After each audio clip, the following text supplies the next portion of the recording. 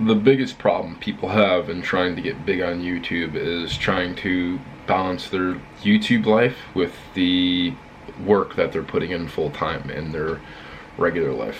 Obviously, when you get to a point of success on YouTube where you're making enough money on it to support yourself, it is going to turn into a full-time job, okay? You need to understand that YouTube cannot be a full-time job at first when you are working that full-time job, when you're doing the work that allows you to put a roof over your head during the day. You need to understand that at first, YouTube has to be a hobby. You need to do something on YouTube that you are happy doing. You're not going to be, it's impossible to do full-time YouTube and full-time work when you're first starting out. It's going to suck for a while. I'm going to tell you what you need to do to make it happen. It's going to take a long time. It's not going to happen overnight. This is going to be a process over months to possibly even years. But as long as the passion is there and you chose something that you are truly passionate about, it is going to happen. You're going to have that want as long as it is a true passion to keep going for the long haul, okay? Me personally, I have put myself in a position to work on this for the long term. I have figured out a plan of when I'm going to work on it. I have figured out a plan of how I am going to support myself financially with just a regular job. You have to think ahead, think about what's going to happen in the future if you're really going to have success in this. So me personally, I've dabbled with the idea of YouTube and social media and just becoming big on social media ever since I was young. Right now I'm 23 years of age, and ever since I was probably about like 16 years old, I've always dreamed of doing this, something in the entertainment industry, and I've given up on it multiple times, but for whatever reason it just keeps on coming back to me. That's why I know I'm meant for this, because no matter what, as many times as I quit, I keep it, the passion keeps coming back inside of me. That's how I know I'm passionate about it, because I quit once and then I go back to it. Technically I didn't quit.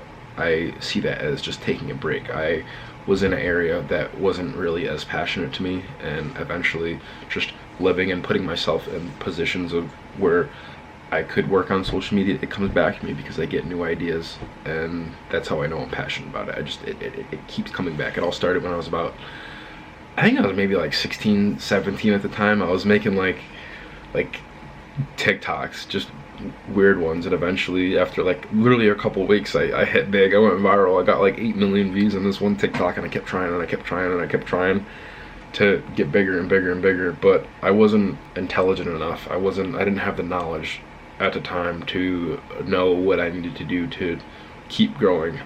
It was just a weird, funny video that happened by chance that made me blow up, and I was hooked immediately. I wanted to do it, but I kept trying to make content that was not true to me, that I was not passionate about. That's why I quit temporarily. I didn't know that I needed to have passion attached to it to actually do good. And now, like 4 or 5 years later, after trying to start up social media 3-4 times over the last 3 to 5 years, I am now figuring out, as I am older and more mature, what needs to happen for me to grow success on social media, and what I need to do to balance social media and work life. It's very difficult if you're not fortunate enough to have rich parents, or not fortunate enough to be a trust fund baby, to just focus all your time into this. There's certain steps you need to take in order to do so. This is what I've come up with. I know I'm passionate about this because I've literally freaking flipped my entire life upside down just to put myself in a position where I can work on both, where I can have money for rent and car payments and mortgage, to also be able to work on YouTube. At first, if you watch one of my older videos, I made a video about dedicating 1 hour to learning. Not really that old, I made it yesterday. In doing that, it put me in a position where I am able to make the videos every day. It gave me motivation to make the videos. If you want something bad enough, there is always a way. If YouTube is something you want bad enough, there's going to be a way for you to balance a work life and YouTube life. But I will tell you, It is not going to work if you do it for an impure reason. It has to be something you're passionate about. It has to be something you love to work on. Because when you get to those times where you are completely fucking sick of it and you want nothing to do with it, the only thing that is going to push you forward is that true want in you, that true love for what the fuck you're working on, okay? That's what's gonna push you. I loved it so much, like I just said, I up and turned my entire life around just so I had time to work on this. My original plan, which is no longer in effect because something else happened, I found myself in a position that I can take advantage of to get myself in a position where I can work on a lot of YouTube and get money to pay for everything I need to pay for in the meantime. I wanted it so bad, I came up with a plan. It may sound a little bit funky, far-fetched, but it was gonna work. And I understand as far as I got with that plan.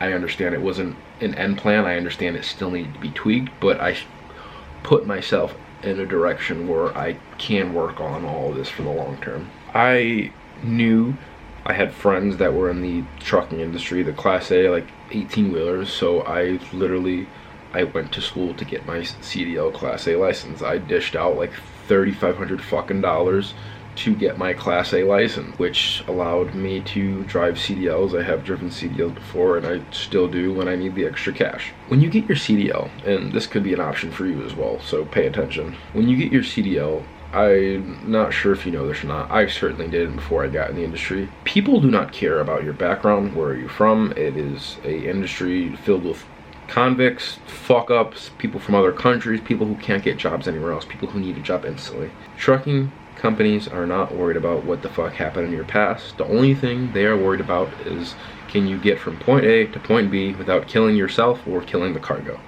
That is the only thing they give a fuck about, and they pay pretty well, because not everyone is in a position where they can just up and say fuck life and drive a truck all the time.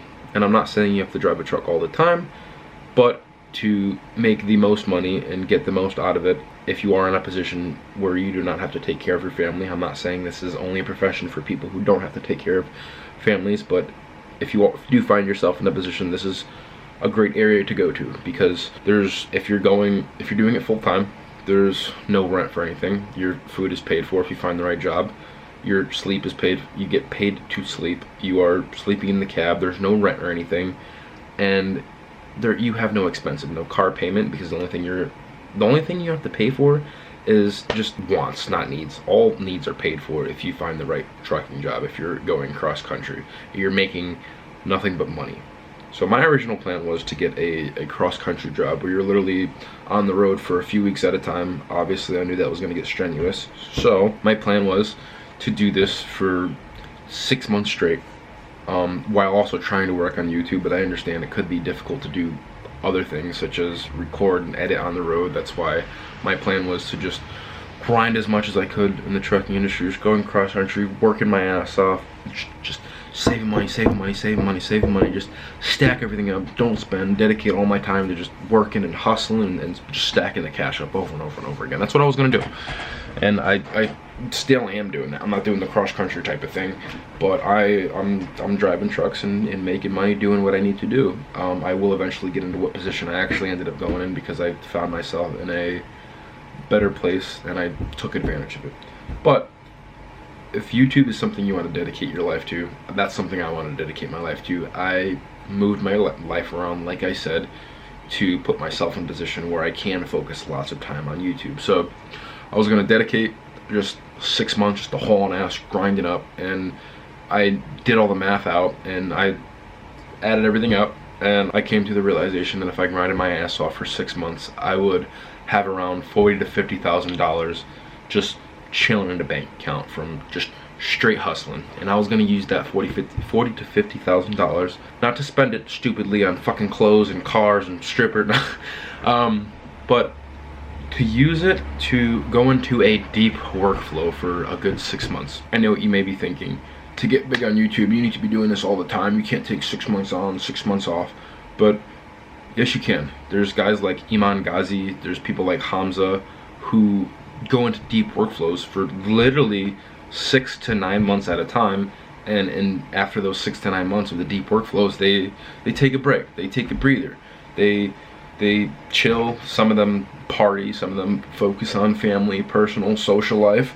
But it is definitely possible, because in those 6 months I can use all that money and use all that extra energy I have from not having to drive all the time to just focus on YouTube. I can get an Airbnb. I looked up Airbnbs, I got the math out, I saw how much it was going to be for 6 months with Airbnb, motels, hotels. I compared all the prices, and I found a couple Airbnbs that were going to cost me about $20,000 for 6 months of a stay, and I was going to use $40,000 to $50,000 of that saved up money, 20 grand towards the Airbnb, so I have a place to live, shower, eat, and all that bullshit. I tallied up all the food expenses. I saw if I ate cheap and ate to a good diet, it would come to around $5,000 to $10,000 for those 6 months of living and eating. You could get cheaper if you don't really care about your diet, but me, I'm personally really into fitness and I care about what I put in my body, so a lot of it was just straight meat, and that's why it did end up coming to like $5,000 to $10,000, but it's okay. So $20,000 for the Airbnb, another $5,000 to $10,000 on the high end. I overestimated everything, so I would still have money. I knew it wasn't going to cost $30,000 just for food and board. I just overestimated, so I knew I would not run out. So immediately on food and in board, it was $30,000, and again, that is overestimating. It's normally not supposed to be. I knew it wasn't going to be $30,000 in food and board. I just overestimated for that reason. In the case that it did turn into $30,000, I would still have $10,000 to $20,000 left over for other things. What else did I wrote everything down. What else did I need to pay for? A gym membership that max like $40 a month if I went to a good gym, but I didn't really know where I was going to end up. I just put max $40 a month for 6 months. 4 times 6, 6, 12, 18, 24. Max, it was gonna be $240 for 6 months, so that's out of the way. So I basically had $5,000 to $10,000 in fuck off cash. So fuck off cash is not to be spent stupidly on clothes and cars, like I said. That money was to be used just to support myself. I had an emergency fund. I had a fund dedicated to YouTube for equipment, I don't know, equipment, ads, just stuff to boost my YouTube career. And I had the plan sitting down, I had the job lined up, I knew everything that was going to happen. I was truly passionate about this, and I set up a goal, a plan for myself to put myself in a position where I can fucking work hard as fuck on YouTube and do what I need to do to get to the top. Anything is possible. You just need to think ahead and plan it out. That was my original plan. It was going to work. I knew it was going to work because I ran the numbers back and forth. I ran the plans back and forth, and I had 100 fucking times, and that's what I was going to do to get big on YouTube, and that's something you can do to get big on YouTube as well. Something came up. I found myself in a better position to work on YouTube. I have this second plan now that was going to help me grow, and I am able to grow right now. Originally, yes, I was going to do that plan, but now, the plan now, a little backstory, my father, he is in business for himself for a fence building company. He has been going strong for about 5 years, and it's not my business, but him being family and me working with him for the past 5 years as well.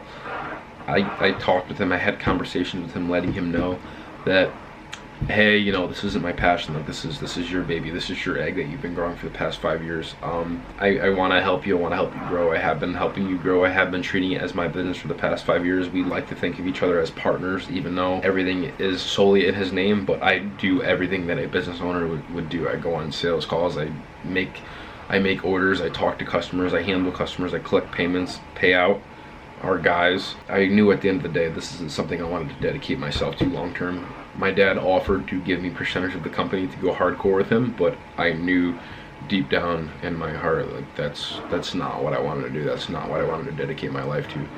Yeah, at a financial standpoint, it could have been really well for me. It could have led to me making over 6 figures, but I don't want money to be something I am passionate about in this world. Money isn't something I can attach a whole lot of passion to. I knew I would eventually get bored. Just because I have money, it wouldn't bring along that happiness that YouTube and talking into a camera brings to me. I enjoy doing this. I enjoy helping people. I enjoy giving advice. But as of right now, we talked with my dad. We're getting bigger, obviously. There's going to be a lot more responsibility for the both of us, and we came to an agreement to actually not give me a percentage of the company, but he still needs someone strong like myself to help him run it. I am basically an owner. I know the business in and out, and I know what needs to be done. I know I can do what the laborers cannot. All the back end stuff. I can handle all the money, handle all the accounting, handle all the ads, handle all the customers. Just talk to people. I'm a good speaker like he is. So he needed someone else like that within the business to help it grow. And I conveyed to him, hey, this isn't happy.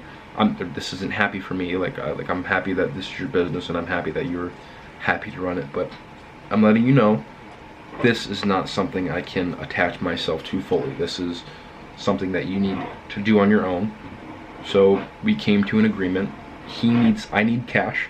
I need something to support myself, and he needs someone to help him run the business. And I need enough energy to actually work on these YouTube videos. And I don't know if any of you guys are in the construction contracting industry, but it takes a lot fucking out of you, especially fence building, one of the hardest labor contracting jobs there are. You're digging holes all day, and it's a lot on your body, and after work you don't necessarily have the most energy in the world. You want to do, sometimes YouTube is the last thing I want to do when after a day of building fence in 90-degree weather, it's fucking hot outside and it drains you. Often all the times you want to do is just chill. And I knew staying in that industry was not going to allow me to have the energy to work on both. So the agreement we came to was no more hourly pay. I was getting like 22 bucks an hour then, cash. And I was getting probably plus commission actually too, because I would go and try and sell jobs, and when I did sell jobs I would get 5 to 10% depending on how much the job costed. Anything over $10,000 was 10%, and anything under $10,000 was a 5% commission. So you do the math. I do a $10,000 job, I get $1,000 off of it. So if I do one $10,000 job a week, I get $1,000 plus whatever hourly pay. $22. So $22 times 40. What is it? I'll do the math for you real quick. 22 times 40 hours. So it was $880 a week average. So we'll just say an average of $900 because we normally did go overtime. So an average of $900 a week, and an average of maybe like $1,000 every 2 weeks. So it's getting paid about like $1,500 a week, which isn't horrible, and that's all cash too. The agreement we came to was enough with the hourly bullshit, because I'm working after hours as well. Like after hours, I'm going to see customers, I'm going to pick up orders, I'm taking our trucks where they need to be taken, bringing some guys home that don't have fucking cars, but we need the help. So, you know, unfortunately we do have to do some extra shit like that, like pick them up and drop them off sometimes. We came to an agreement of a salary of $750 a week, plus commission, same commission. Anything over $10,000 is 10%, and anything under 10 is 5%. Plus the agreement of hiring more guys next year, so I don't need to be there as often. I've taken a vow to take care of a lot of the back end shit that he cannot take care of while he's on the job, like ordering material, picking up material, making deliveries, talking to customers, going on sales calls, doing a lot of the back end shit. And it's only going to be 3 days a week now. I negotiated this with him. I know all of you aren't in a position to negotiate with a family business, but I did find myself in a position that was better than grinding out trucking for 6 months, where I can keep working, have winters off because you can't build fences in the winter because the ground's frozen, you can't dig holes. 3 days a week, Monday, Tuesday, Wednesday, working with him, still a salary of $750 a week plus commission, and then I have Thursday, Friday, Saturday, and Sunday off. And I'm not too drained, and I can use those days to work on YouTube. If this doesn't work, I can go back to trucking. I did find myself a plan to work on YouTube full time, and it's working out well. As of right now, we're on another cycle of winter. We're off for about 2 to 3 months, and I've made a schedule for myself Monday through Friday. I try to do a lot of work. I try to work as much as I can on Saturdays and Sundays, but those days often are days to get stuff done that I could not get done during the week. Come the new season, Monday, Tuesday, Wednesday, it's fence, and whatever energy I have to do after work, I can dedicate that to YouTube. And like I just said, Thursday, Friday, Saturday, and Sunday are dedicated to working on YouTube and things that need to get done for YouTube, not just recording. And that has allowed, I have put myself in a position to allow me to have the energy to work on YouTube and give me the time I need to make quality videos. And if you're in a position where you want to work hard on YouTube, you need to put yourself in a position where you are going to be able to make enough money to work on what it is you want to work on, and also have the energy to put the time into making quality YouTube videos. If you are low on energy, it is not going to quality. It's not going to be quality. You are not going to have the energy to put time into it to make it something that people are going to want to watch. If you are stripped of energy, your quality is going to fucking drop. I know it's hard for some people. I know I'm lucky. I know I found myself in a position where it allows me to have extra time to work on the YouTube, but at the same time, I didn't always know this was going to happen. I found another plan that was going to allow me to work on it. If you're fortunate enough not to have kids and a wife, that is an area you can go. The trucking. You don't have to be in a family business. You don't have to work for your family and negotiate certain time off that people don't normally, that people don't normally have, like Thursdays and Fridays and Saturday and Sunday if you do work the weekends. You don't need to have that to actually work on this full time. There's always another way. I found a way even when I thought I was going to have to work full time to put time into the YouTube. And you don't even have to do that. I just found myself that because I knew I couldn't work the fence. I knew I couldn't work the contracting job. I knew I couldn't work the hardcore, hard labor, fucking high energy consuming, strenuous work and do YouTube at the same time. But you know, that's not necessarily your case. It doesn't necessarily have to be your case. It might not be. You could be the kind of guy doing office work. I know in the past I've had an office type of job, regular 9 to 5. It was easy as fuck. Like one of those jobs where you just get a regular salary paycheck a week and you're only working about 2 hours a day. I don't know if you've ever worked in a corporate type of life, but a lot of jobs are like that. Basically, you have a deadline and you're given this much amount of time to complete that work. And if you're smart, you can get a lot of it done in a lot less time than they give you. And you can, yes, maybe you can't work on the YouTube during the workday hours for corporate work, but you're gonna have a lot more energy at the end of the day. Even though you did spend 8 hours at work, you didn't spend 8 hours fucking digging. You spent 2 hours on a computer working on something. If you're in that type of job, you work a job where it's not as straining to you. So after work, yes, you're gonna have to go to work straight after work, but you're gonna have that energy to work on YouTube. You need to be able to balance a work YouTube life. And if you find yourself wanting to quit after making time to work on YouTube, it is not for you. Don't think you are lazy. Do not think it is not for you. YouTube could be for you.